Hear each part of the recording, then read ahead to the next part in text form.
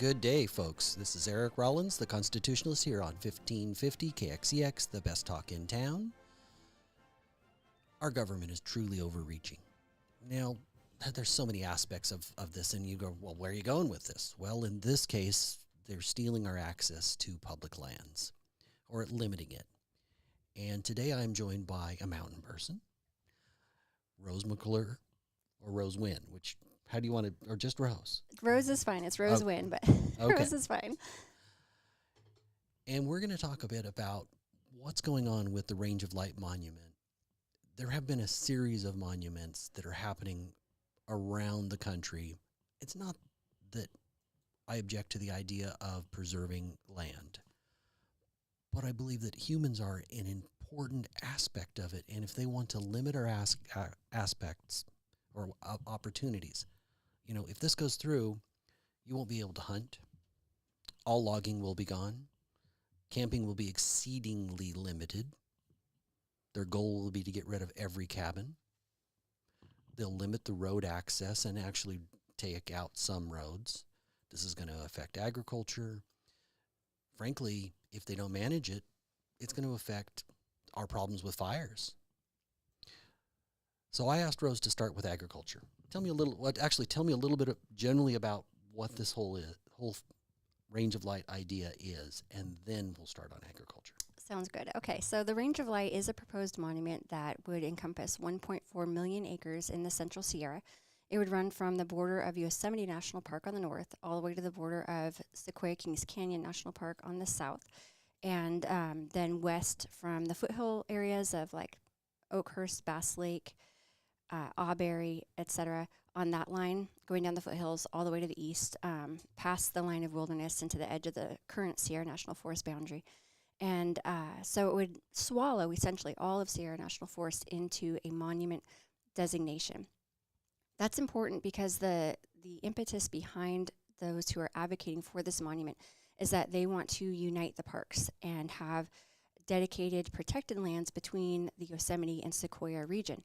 However, we need to understand that connectivity is already there. We have over 400,000 acres, just about 500,000 acres of wilderness in that band on the eastern side that is already designated, that provides beautiful connectivity for habitat, for biodiversity, for wildlife to be able to have access to roam and range as they wish. And the rest of what is Sierra National Forest is working forest and privately held residential and commercial lands that are really quite an inappropriate source to try to transition into monument status. So with that diversity of the current uses of the land, there's a lot of issues that come up in relationship to what the impacts would be if this was designated as a monument. And as you just mentioned, Eric, one of those big issues would be agriculture. So 3 of the main areas within agriculture that would be impacted would be cattle, water, and logging. And for cattle grazing, we know, as the legislation has been written, that it would be 100% banned. There would be no more grazing permits allowed. They would be phased out initially, so it wouldn't be like an immediate, signature to proclaim the monument and then the next day all the cattle go. It would be phased out so that current leasing permits in place would be eliminated and discontinued. That is an issue in that we have had such severe catastrophic wildfire in the region, and we're really quite at risk of future recurrence of catastrophic wildfire because we've had suppression of logging and suppression of fuel management for decades on end. Cattle are one of the ways to manage fuel. Absolutely. Stuff that burns. Yeah, they eat all the understory. They clear out pathways so that when there is natural fire that occurs, it can, occur in a healthy way and not act like a tinderbox. And so those cattle are quite necessary. They've been around in this management style for Sierra National Forest for many, many years. We have families that own those leasing permits that go back many generations. And so to just eliminate cattle grazing would be detrimental to the economy, to that sector of agricultural activity, as well as to fuel management and catastrophic wildfire prevention. The word catastrophic is important because we're not trying to just prevent all wildfires. Natural fire is something that happens and is good and beneficial in many ways. But when you have high fuel load in the forest the way that we do now, that's when we get catastrophic wildfire like we all experienced with the Creek Fire. Well, so yes, and everybody suffered. It wasn't just the mountain people. Right. Because the entire valley was filled with smoke. Yeah, absolutely. The health effects of that has been attempted to be calculated, and it's upwards of the billions of dollars in regard to the impact it had on people with respiratory illnesses, with new issues with respiratory illnesses from all the particulate matter that was in the air for weeks and weeks on end from that fire. And then we saw that happen up and down the state with all the fires that were occurring in 2020, 2021, and so forth. Well, but that came down to they didn't allow logging. They don't maintain logging roads or fire suppression roads, if we don't want to call them logging roads. And now they're talking about eliminating cattle, which have been grazing in those mountains since the Spanish, long before this was part of the U.S. Right. And I want to point out that if we go back and we study the Indian tribes, they managed the forest using fire. Yet, typically when government gets hold of a big piece of land, they suppress fire. It's a fairly new thing that they're doing managed fires. They're already not maintaining that, so they've allowed too many trees per acre. This transitions to where we are with timber. Yes. Right. So another big impact of the Range of Light Monument, if it were designated, is that logging would be banned in its entirety. And so where we do have some logging, it is rather minimal in comparison to what it used to be in the past. We do have some logging activity going on. There is commercial products that come out of Sierra National Forest, and that's, again, part of why it's a working forest. Our local area sustains the Terrabella Sawmill, which is part of the Sierra Forest Products Company, and is actually the only sawmill that's operational in the Central California region. So if this monument was designated, it would essentially put that sawmill out of business entirely. It would additionally put out of business several of the biofuel plants that we have in operation now, as well as several that are planned and in development. So we have such an excess of biomass in our forest. We need a productive way to bring that biomass out. Like you were saying earlier, you log it, you graze it, or you let it burn. I'm not sure you said that earlier, but that's what I thought when you were speaking. Basically, I didn't put it quite that clearly, but yes. Yeah, so when we have this excess biomass, that is what happens. You log it, you graze it, or it's going to burn in a fire, and all those things will take place. And so logging and biofuel extraction is a good way to proactively get that biomass out. Also put it to good use. If anybody in your audience attended the town hall that we held last week, we heard a lot of really great information from Tom Hobby. It was incredible.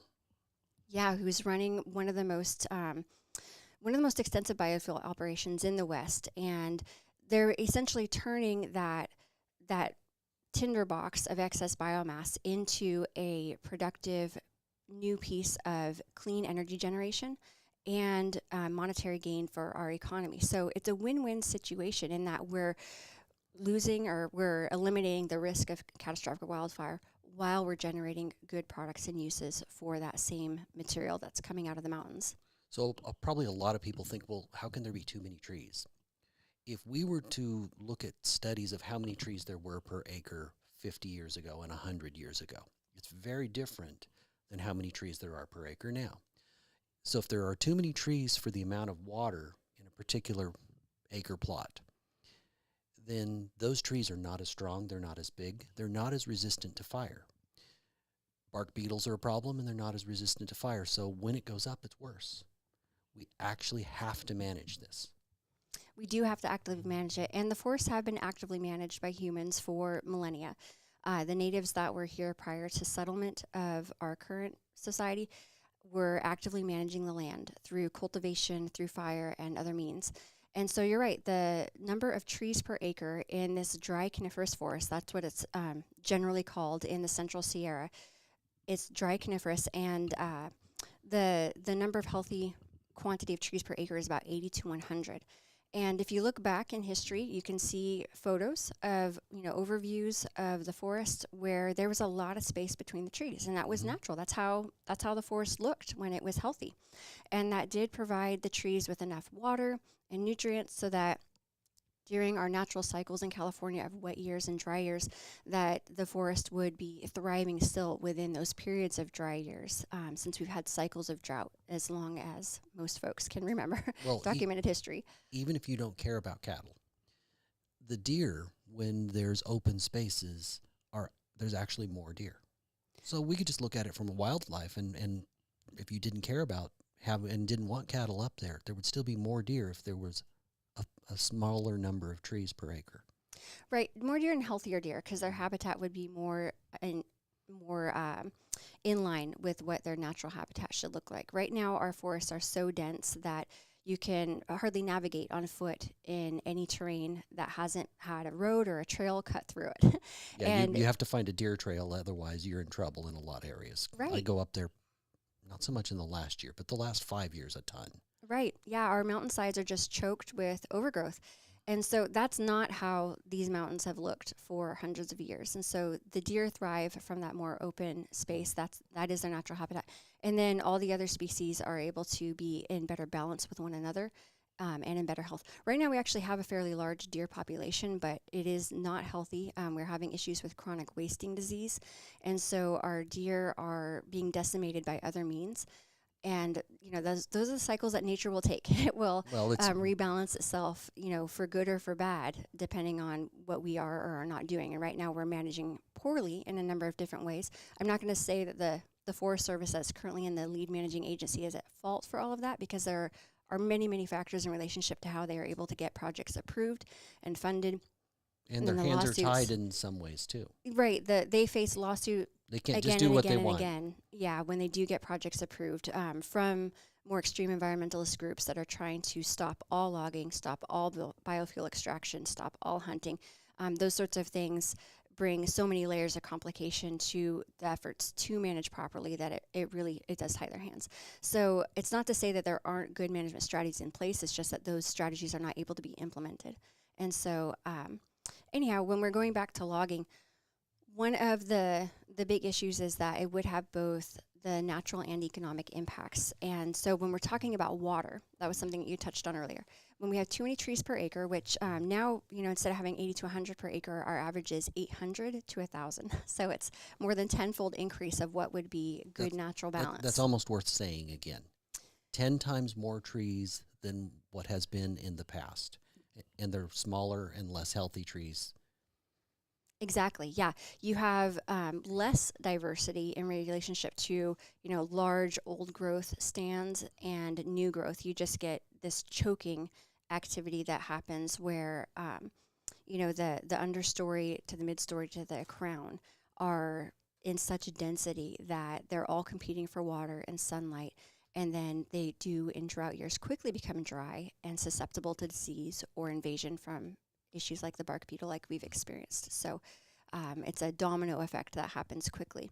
But in relationship to water, there's been lots of studies that have come out, and if anybody wants more information, we could follow up after the show. But when you have a good balance of the number of trees per acre, then you actually have an improved watershed, because the trees and the vegetation are able to stay in healthy balance. They use the water that they need, and then the rest of the water just does its natural thing, where it's going to trickle through the earth and make its way down into our aquifers and our streams that make their way down into the valley for our rivers and waterways. And so when you have a high density growth forest like we do now, we actually have less water coming out of the forest, because it's getting sucked up by the vegetation, or otherwise, misutilized, so that it doesn't actually percolate its way down into the water table and the rivers. And as far as agriculture, aquifers are essential, because we have so many essentially dry areas where the only way agriculture works, and agriculture is essential to the Central Valley and to California. The only way it works is if we send irrigation water there. Right. So that would provide some potential relief. But this really does tie into a way of life, of agriculture. If you can't have cattle, you can't manage with biomass. In other words, harvesting the trees to turn them into energy. You can't turn them into timber. And we can't get any tasty steaks. There's a problem. How do we stop this? This is a bigger problem, but I wanted to, how do we stop this? Yeah, so there's a number of actions that we can take to stop this. The way that monuments are proposed, it can go one of two routes. One is through Congress, and that's really the appropriate route for a monument designation to take place. Well, then our elected representatives would be forced to be accountable to the people. Precisely, yes. And there was an attempt to have the range of light designated through Congress in 2021. There was a bill introduced, H.R. 9600, and ultimately it failed. Actually, it didn't take long to fail because there was no growing consensus within our congressional representative body that this would be a beneficial monument designation for the people, for the land, and for the purposes that need to be accomplished from this range of the Central Sierra. And so that was squashed pretty quickly. That bill, I don't think, even made it through the House Natural Resources Committee or gained enough signatures to advance in any significant way. And so that's dead. And the only way that it could be revived through Congress is if a new bill is introduced within a current legislative session. And I find it very difficult to believe, as many do, that there would even be an attempt at a proposal for a congressional designation of this monument during the next 2 years of legislative session in the newly electeds that have been moving their way to the House and the Senate. Even if they liked it, there's other priorities right now. Yes, a lot of other priorities, and these landscape scale monuments are not one of them. Well, usually when people think of a monument, it's like I went to the Lincoln Memorial. Right. Some small area for a specific purpose. Right, exactly. And so that's a great point to bring up, Eric, because monuments themselves are not bad. There's a great purpose to the Antiquities Act, which is one of the mechanisms that enables designations of monuments, and that is to preserve antiquities, preserve pieces of history that are significant that we need to, teach our future generations about and remember as part of, the critical elements of our history. And so we have monuments in California like the Cesar Chavez Monument, which helps us all to remember and memorialize the very important actions that took place to preserve fairness in agriculture as well as in how we treat one another in our communities and care for those at all levels of society and economy. That's a great monument. A landscape scale monument like the one that we're talking about here is that which embodies hundreds of thousands or over 1 million acres. And that's where we see abuse of that Antiquities Act, because the Antiquities Act was intended, again, to preserve specific objects and critical pieces of history, whereas these landscape scale proposals don't specify an object. The land itself becomes the object of significance, and that's a twisted misuse of the Antiquities Act. So going back to how monuments can be designated, one route is through Congress. The other route is through presidential proclamation. And that's where we see problems happening, because literally by the stroke of a pen, whoever is sitting in the seat of presidency in the White House can sign a paper and say, this is now a monument. And that has happened over and over. It really happened with the greatest surge in the Clinton and Obama area. Well, with small things, that'd be fine, but we're talking more than 1 million acres. Exactly. It's not like they're affecting a few people. They're affecting anybody that wants access to that forest. Absolutely. Or already lives up there. Right. Anybody who currently lives, works, or recreates there, and anybody who may want to in the future, it would impact them. And so it does become problematic, because then you see a highly politicized, agenda-driven motivation to designate a monument versus something that is, weighted out and debated through Congress, where they're considering what the impact would be on their constituents and what kind of value would be had, pro or con, if they were or were not to designate. And so that's all taken away. Basically, the element of public input and best interest of the public is removed, and the president can just sign that paper. Another important piece of that is when a president does sign a proclamation, whatever is contained in the language of that proclamation is what directs how the monument will be managed in the future. And so if something isn't named specifically as an element of value for that designation, then it likely will not. It would be very difficult to have it make it into the layers of management to be prioritized. And so we have seen monument designations at landscape scale for hundreds of thousands of acres or millions of acres, where the proclamation itself was literally a page. And so within that one page, there were so few things named as objects of value that there were layers and layers of access and uses that were eliminated from those areas of land because they weren't prioritized within the proclamation. Wow. We're going to go ahead and take our first break.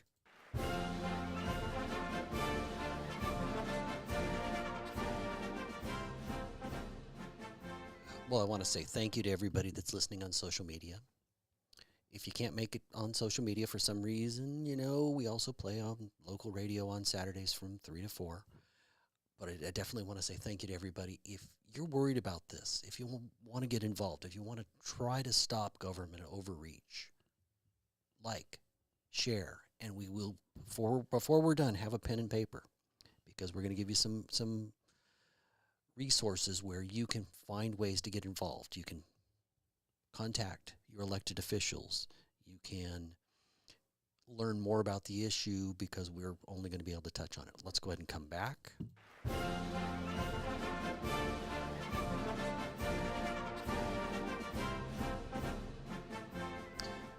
Good day. This is Eric Rollins here on 1550 KXEX. I am joined by Rose, and she is talking about the government overreach that comes with the Range of Light Monument. Kind of crazy to think that we think, oh, well, a monument's good. Well, I think there's unintended consequences, and they're not willing to consider the fact that this changes our whole relationship with the mountains. So, Rose, we had one last aspect that wasn't really clear to me that has to do with agriculture, and that is what will happen to the dams in the existing watersheds already there? That's a great question, and it's not entirely clear. There's been quite a bit of speculation, I know, among members of the community in the foothill and the mountain areas, as well as others who are concerned about water issues. But one of the reasons it's not clear is that in the proposed legislation that did make its way to Congress in 2021, there wasn't a great deal of detail about water. And while that might be seen as positive for some who would, tend to think that we don't have much to worry about, the dams are in place, our hydroelectric system is in place, and of course it's going to stay. That's what I hear a lot of people say. That's what we would like to think. That would be the pleasant way to think about it. However, what we've seen in other areas where there have been landscape scale monument designations is that dams have been impacted. It usually doesn't happen right away. It's something that takes place over the years following the designation as the monument management plan is put into place, and then different interests of stakeholders within that monument plan begin to activate their agendas and their goals for that area. And so we have seen monument designations followed by removal of dams that may or may not have been for hydroelectric purposes, but certainly were for use of water for drinking and civic uses. And so it's not outside the realm of possibility. I'm not going to try and venture and say that that's something that will happen, but it is a possibility. And if the water uses that are currently in place were not specified, along with the protection of private lands, because our hydroelectric system and our dams in the Central Sierra are owned by Southern California Edison, right, PG&E, et cetera. And so protection of private lands is an aspect of assurance that we would have, that those systems would remain in place. But I'm going to throw out one of the things that California is actually insane about. California's got this big push for clean energy, but they're unwilling. Our one-party supermajority is unwilling to look at hydroelectric power as clean energy. Right. Yes, I really did say that, folks. They don't consider it clean energy. It all has to be solar or wind or whatever they say so. The irony behind that, Eric, is that in Central and South America, right now, there are nations that are building some very, very nicely constructed hydroelectric dams in order to create clean energy. And so the rest of the world considers it clean energy, but right here in California, they don't, because it doesn't fit with the agenda of what they're trying to accomplish. They're trying to push us into solar, into wind, and other things that create great profit-making opportunities for, the current. Well, they want us in 15-minute cities, which I like to refer to as concentration camps. Yeah, the urbanization and concentration of folks into urban areas is not what would be appealing to many in our state right now. So this doesn't just affect agriculture. It will affect every business that's up there, whether it's has to do with agriculture, whether it has to do with mining, whether it has to do with tourism. What would happen to mining? Mining would also be eliminated in full. That is clearly Well, that's not stated. a maybe. That's not a maybe. That was actually in the proposed legislation. And even though that legislation died with H.R. 9600, that is still the guiding document that's being utilized by the group that's advocating for this monument, Unite the Parks, in their statements of what would this contain. They keep referring back to H.R. 9600. So that's a good source to look at if you're wondering, what would the impacts be? What would this entail? You can get a good overview there. And they have stated explicitly that mining would be banned in full. Okay. What about tourism? So tourism is a big deal because right now, we have so many. So local governments need to realize what a big deal and what a threat this is. If people can't go enjoy the mountains and stop along the way and stop at get gas or stop at the hotel or have dinner, that's a huge amount of money for communities like Oakhurst. Oh yes, it would. We would have a great shift in how tourism was engaged in this area if there was a monument designation. And so right now we have a lot of people who are drawn into the mountains for the things that they can do there. Mm-hmm. We can camp, we can ride horses, we can ride mountain bikes, go boating, fishing, hunting, all the different uses that people love to escape. And four-wheel drive in these lands currently. Yes. Though it's limited in a lot of lands, but it is not in a whole lot of this area. Correct, yeah. So all the four-wheel drive clubs they're sunk, right? If this goes through. This would be detrimental, significantly detrimental to off-road clubs. And I haven't even mentioned, I should say that I'm the Natural Resources Consultant for California Four-Wheel Drive Association, and that's really the reason that I'm making a big push about this now is to lead with that association's backing in order to have a real call to action that this monument would not be proposed by the current White House administration. This monument proposal actually has been around for over 10 years, and Cal Four-Wheel has really led the fight throughout that time in opposition, along with many other four-wheel drive clubs. And so this does tie into tourism. I always want to emphasize that there's a lot more at stake beyond just off-roading, but off-roading really is the vehicle, pun intended, well, that gets us all up into the mountains to do the things that we love. These aren't like the mountains, say, on the East Coast. If there's a trail, you can get there, and a really high peak in most of that Appalachian range is 3,000 feet. Mm-hmm. We have a whole different animal here. Mm-hmm. There's a whole lot of places above 8,000 feet and some above 10. Right. We have a really nice mix in Sierra National Forest where you can be in really high alpine secluded areas by yourself without disturbance of motorized recreation or anything else. You can get up there. But you can also get to the trails that lead you there through the motorized route network, or spend a month. You can take a short time or a long time. And so one of the really cool things about the off-road network in Sierra National Forest is that it is one of the largest and most diverse, as well as the most complex in the whole state. We have about 2,100 miles of off-road routes, and those are, from just easy overlanding type routes that you can cruise through to really highly technical routes that you have to have, a very well-developed machine to be able to navigate. And so what that provides for people who want to access the land within Sierra National Forest is a diversity of opportunity to get to different types of trailheads where you might walk on foot for backpacking or hiking, or take your horse and, go on a horse-ridden trail or your mountain bike, etc., or be able to access more remote areas for hunting and fishing. You get to those access points through the off-road system. And and the disabled absolutely could not get there without a vehicle.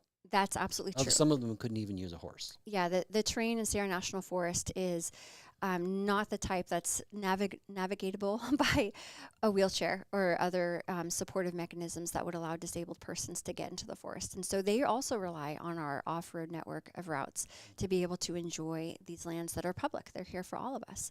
And so when we're talking about tourism, to get back to what we were a little bit ago, it's a really significant area of impact economically, as well as just in the culture and how people enjoy living and working in this area. Do you have any idea what the numbers are, the fiscal impact approximately of this area?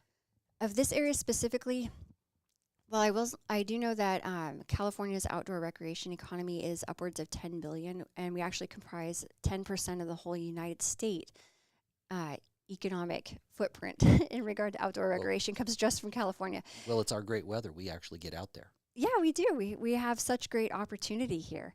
And so it's significant. And how that breaks down by different uses, I can't say off the top of my head. I do have data like that I could look up for anybody who wanted to know, but it's huge. And so the way that access and type of tourism would change is that within this proposed monument, there is an explicitly very clear effort to close down the off-road network.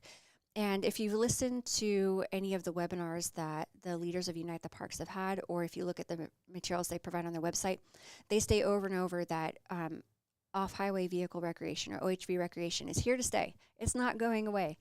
But that's really a lie, because there would be a few routes that would remain. Are these the people that are pushing the Range of Light Monument? Correct. Okay. Yeah. So Unite the people need Parks, to the understand. people that advocate for the Range of Light. Okay.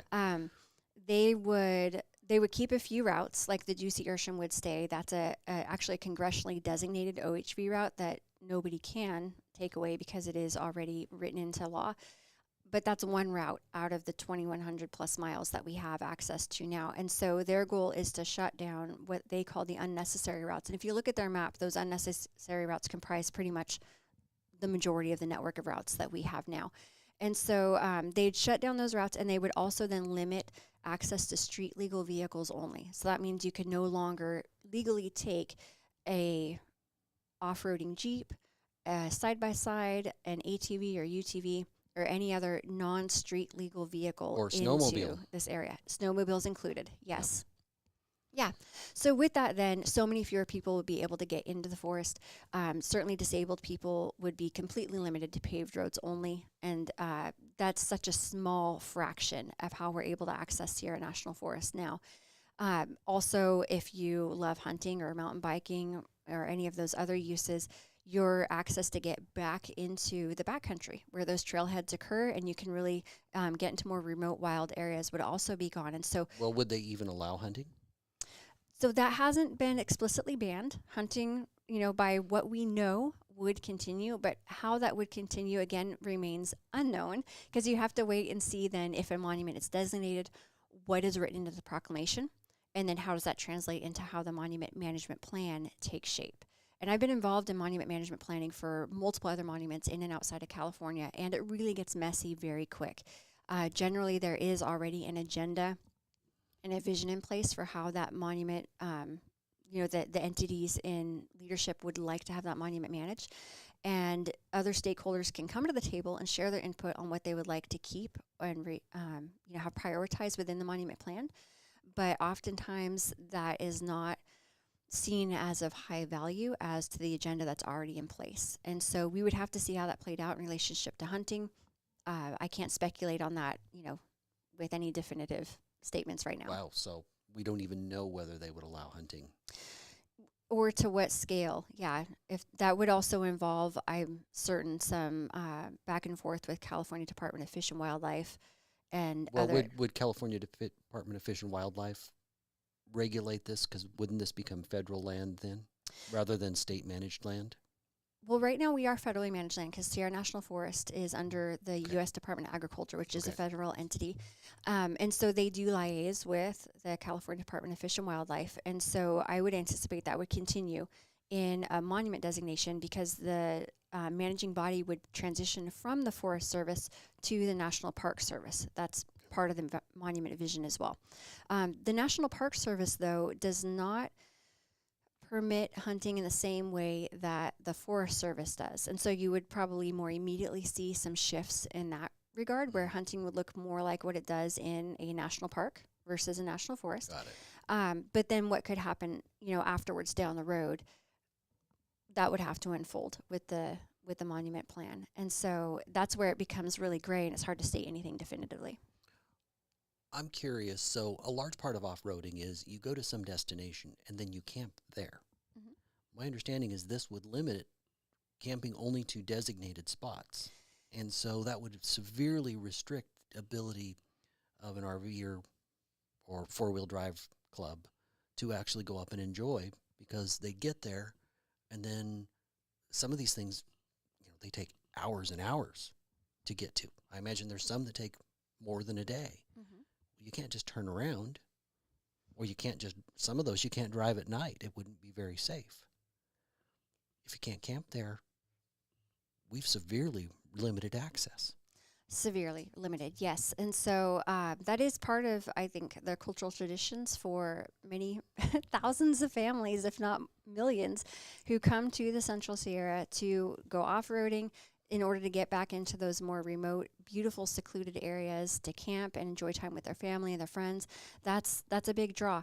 And so yeah, those spur roads that lead to dispersed camping are another big piece of what would be eliminated that has been stated more explicitly, not within the language of the legislation necessarily, but within the language from the leaders of Unite the Parks and in the verbiage on their website, as well as what they've shared in webinars and other presentations. Dispersed camping would be largely retracted so that camping would be limited to currently developed sites. And, you know, that's where you're camping off of a paved road with developed bathrooms. And those places are great. We need to have those as well. But not everybody wants to camp in that way. And there's certainly not enough space. There's not enough developed campgrounds in place now to accommodate all the people who go camping now. If you've not been up there during peak season, you can drive around in various, Yosemite is probably the busiest one, but Kings Canyon, Sequoia, and you'll drive by, because I'm usually on my way to hike somewhere. I don't camp very much, but I go off to hike for a day. And I'll see campground after campground after campground that's got a sign that says completely full. So we don't have nearly enough now. Right. We actually are often at capacity now.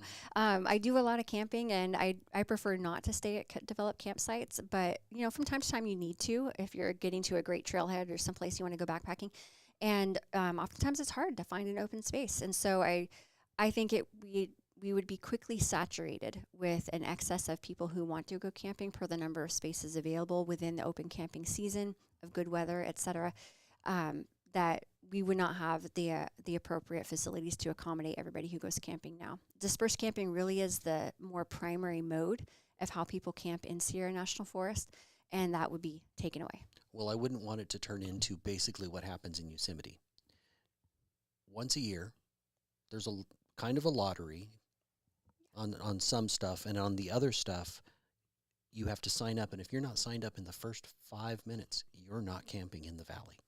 Mm-hmm. Just that simple. They're all taken in 5 minutes. Think about how that changes your camping plans. You have to plan a year in advance or something close to it, and then be online at the right time and hope. I don't want to see that happen to the rest of the forest. Yeah. It just means I don't camp in Yosemite very often. I have. Instead, I go through the valley, usually eat at the Ahwahnee Hotel, and then drive to the high country and go hike. Anything that's over 5 miles, you start losing people. So. Mm-hmm. Right. Yeah, our opportunities to do spontaneous camping or, you know, quickly less planned trips would be largely removed in the Sierra National Forest area as well. So the fact that this area would be managed by the National Park Service is significant because they would be implementing a similar model to what we see in Yosemite and Sequoia. That's why I assume this area. That, yeah. Right. And another big impact is that our access to this area would no longer be free. Right now you can drive up anytime you want for free and go down any road you want for free and engage in any activity that's not, you know, through a paid concessionaire. Of course, you can't go ski for free and things like that, but you can get out and do so many different things for free. Under this monument designation, there would be a fee-based entry, and so you'd have to first pay to get in, and then many of the uses would also be, you know, payment or permit required, like what you're speaking about in regard to needing to reserve a campsite and reserve access on different trails. They would be, you know, permit and fee-based so that you would have additional costs on top of just entry to the area in order to enjoy the lands that we now enjoy for free. That would price out many thousands of families who currently rely on this area in order to be able to have any form of recreation. We have, you know, a area of California here in the Central Valley that has a great variety in economic status from folks. You know, we have some wealthy communities, but we also have folks who are very socioeconomically challenged. And, you know, not everybody can buy plane tickets to take a trip to Hawaii or, you know, rent an RV and take an RV across the United States. Vacations get expensive. And so for families who can't afford vacations, being able to run up to the mountains with friends and family and enjoy some time off is essential. And that would be taken away because it would now be pricing out and costing fees for folks who have done this for free for generations. Well, if I didn't buy a park pass, and what are they, $75 now? Something like that. Something like that, for one vehicle to go in once. Well, if you buy a pass, it's less. If for one vehicle to go in once, I think Yosemite's like $30. Yeah, 30 to 40 range, somewhere around there now. Kings Canyon is like $20. Well, that's a big deal to a lot of people. We're going to go ahead and go to our last break.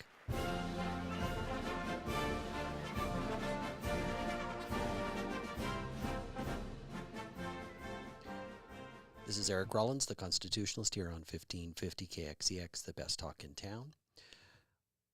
My last segment, I like to focus on hope and solutions, so we're going to spend time giving them additional resources, ways to get involved, ways to make a difference. Let's go ahead and come back.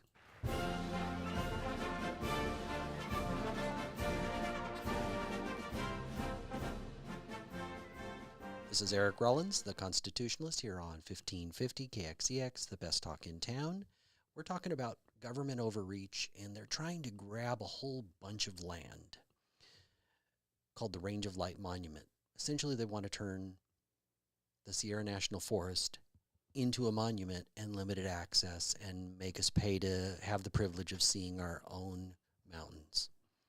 I am joined by somebody that truly believes that there should be access, an avid outdoors person. Welcome, Rose. Thank you so much, Eric. Yeah, so when we're talking about solutions, there's a number of actions that folks can take to join us in opposing the Range of Light. For anybody that was at the town hall last week, we had a really energetic and densely informative session. We haven't recorded, so for anybody who wants to see it, you can find it on Rumble through Oreo Express, Josh of Oreo Express. I really think it's worth your time because not only was you were moderating and you got to give a lot of your great information, but there were multiple people that specifically dealt with one aspect of this and knew it inside out. Right. So it's worth going to that resource and watching. Yeah, we had an awesome panel of experts. It was impressive.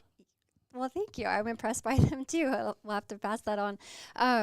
But it goes into so much depth on a lot of these issues, and so I definitely recommend watching it. And so if you did watch it, you saw that there's lots of action steps that you can take, one of which is a call campaign. And so if you go to cal4wheel.com, that's C-A-L like California, then the number 4, and then wheel like the wheels on the bus, cal4wheel.com, go to the Access Issues section, and there you'll find one of the most recent articles, I think it's number 1 still right now, will take you to our call campaign to oppose the Range of Light. And what we're urging people to do is to call your local and state politicians, as well as some federal politicians, to notify them that you do not support this monument designation. Within the state of California, we actually have had 52 legislative representatives who have stated support for the Range of Light. Some of those representatives were recently voted out of office, and that's fortunate for us in this endeavor because their support is now removed. However, their replacements may be equally supportive. And so the call campaign that we provide gives a short but detailed tip sheet with many of these major points of issues and impacts that you can use to shape your own conversation when you speak with a member of the office. Well, and or if you these don't know who various they are, representatives. it's really easy to look up. It is easy to look up. And then with that tip sheet, I've provided 2 full plus pages of the key entities who are supporting this monument. So everybody's listed there are people who have stated that they support the Range of Light. And some of the key ones that you need to call include Jim Costa. He's one of our local representatives. I'm not a fan of Chicken Jim Costa, and there's a reason I refer to him as Chicken Jim. Okay. I'm not going to go into that today, but... All right, we won't go into that today, but Jim Costa, I've heard some mixed reviews. Some folks have said that he has stated opposition, that he's even reached out to the White House to say, do not designate this monument. However, when I've personally called his office, I've spoken with a number of his staff. I've tried this repeatedly. None of them have confirmed that he's taken any position on the Range of Light. Oh, so you've met because I've called about other issues numerous times, and that's exactly what I get with Jim Costa. Well, yeah. No commitment of anything. And so if a politician won't commit to a topic, if they won't state publicly that they approve or, support or don't support, then you can't take that as a viable source. Right. And so perhaps he has stated opposition, but there is no public statement to indicate that. And so we do need to continue calling Jim Costa's office because he is a person of key influence on this issue in this area. We also need to call a number of our representatives who have a footprint within the Central California region. They're listed there, their name, their district, their phone numbers are all provided, so it makes it easy for you to just pick up the phone. And what I encourage folks to do is to either call and try and talk with a staff member, or if you reach voicemail, just leave a nice, detailed, pleasant, but pointed voicemail. And so all the talking points are provided for you. I know that there are many other talking points that people would have as issues of concern that can't all be contained in a single page of paper. And so everybody's encouraged to also bring up those issues that are of dear impact to them as they're making these calls. But calls work. I can't tell you, I've actually been flooded by Facebook messages and calls emails. are better than emails. Well, both are great. So we have multiple layers, but calls are very high impact. And in fact, again, if you were at the town hall, we had representatives from Congressman Fong's office and David Tongapaw's office who emphasized how much calls matter. And so that's a way that we need to engage with our elected officials. And so I encourage you to do it. We're trying to make it as easy as possible. No, I believe both are needed. I just know that calls make the larger impact because they tie up staff's time. Emails could just be deleted. That's a good point, Eric. Yes. I've been down this route on other issues. Yeah. It is very difficult to ignore a call. And so what I was going to say, though, is I know that they're working. I have been flooded in my email inbox and by Facebook Messenger of people reaching out to me to saying, I've been making calls. And their staff is telling me that they're hearing from so many of us about our opposition to the range of light. So we need to keep the heat up. Something that I've been hearing from a lot of folks is that now that Trump has been elected, we don't need to worry about the range of light. Trump has got a million things going on. Who knows whether this is even on his radar? Exactly. And what I think a lot of folks don't understand is that a president cannot just automatically erase a monument designation. If Biden were to use the stroke of a pen to designate the range of light or any other monument, Trump could easily shrink the size of it and lessen the impact, but it may or may not be possible for him to erase that designation completely. There were some new pieces of decisions made earlier this year by the Supreme Court that really question whether or not a president can undo a prior president's proclamation in any way, shape, or form. So there's all sorts of executive orders and proclamations that take place. And so there is a very significant question as to whether or not a new president can undo. And so I think that is something that if Biden signed it and then Trump comes into office and he wants to erase it, it's going to immediately end up in the courts, and we're going to have a many, many years long complex and costly battle to try and get this sorted out. And so our best course of action now is to loudly voice our opposition to prevent a designation in the first place. So the calls matter, and I really urge people to do that. cal4will.com. We're down to about 2 minutes. How many people are affected? How many people live in this area, let alone how many people might migrate in to enjoy, let's face it, absolutely amazing area? Yeah, millions. So we have over 1 million people who live in Fresno County, which is one of the largest counties of footprint for this proposed monument designation, but also Madera and Mariposa counties are within that footprint. And then we have, I'm not sure what the count is. I've spoken with the Forest Service. I know that their visitation numbers are up significantly since COVID in 2020. But we have literally like a flood of people that come in the summer and the winter seasons for different types of recreation and access. And so this does impact multiple millions of people immediately, not to mention everybody who currently lives and works within the boundaries of this proposed monument. I wanted to mention a couple other action items that people can take, though, if you'll let me, Eric. Yes, we're down to a little over a minute. So. A little over a minute. Okay, so you talk fast. The other big one, I try. The other big one is through Blue Ribbon Coalition. They have a letter submission campaign that makes it super quick and easy for everybody to just, through the click of a few buttons, oppose the range of light, as well as 8 other currently proposed monuments 3 of which are in California. So we have 4 hot proposed monuments in California right now. Ranger Light is one of those. And so we need everybody to sign those letters to oppose them all. If you go to nolameducklandgrab.com, that will take you to the Blue Ribbon Coalition site, where you can sign all 9 of those letter submissions. Those letters go straight to the White House, as well as to the respective senators and congressional representatives within each of those areas. You're not limited to sign the ones that are just for your area, like Range of Light. You can sign all of them. So nolameducklandgrab.com. And on Facebook, I'll put that in the show notes. Thank you, Eric. Well, I thank you for this time. Unfortunately, we've kind of run out of time, but folks, this one matters. This is not the normal political issue, and yet it is politics. It's time to get involved and make a difference and reclaim our country. Thank you. Thank you. That was great. Thank you so much. You're welcome.